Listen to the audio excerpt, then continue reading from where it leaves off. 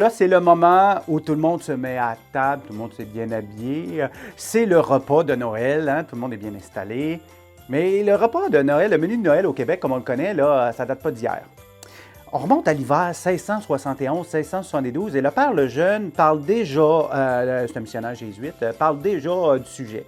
Il parle du savoir-faire des Premières Nations qui, grâce à eux, ont pu chasser et ils sont régalés d'un repas de Noël composé de viande d'orignal et de viande de castor.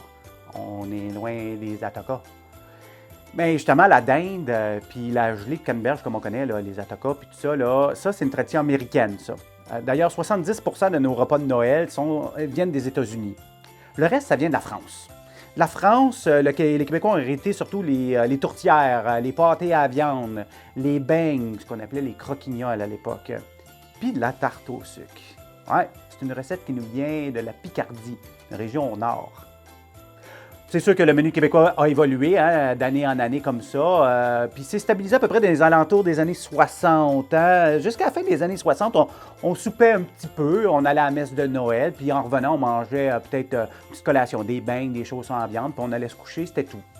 Là, le lendemain, c'était un repas un petit peu plus copieux, un petit peu plus grand. Mais le vrai festin de Noël, là, en fait, c'était plus le premier de l'an, le vrai festin du temps des fêtes à cette époque-là.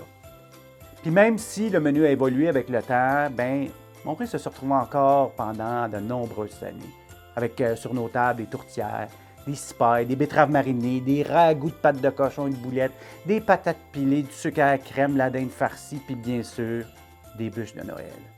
Alors bon temps des fêtes et bon appétit.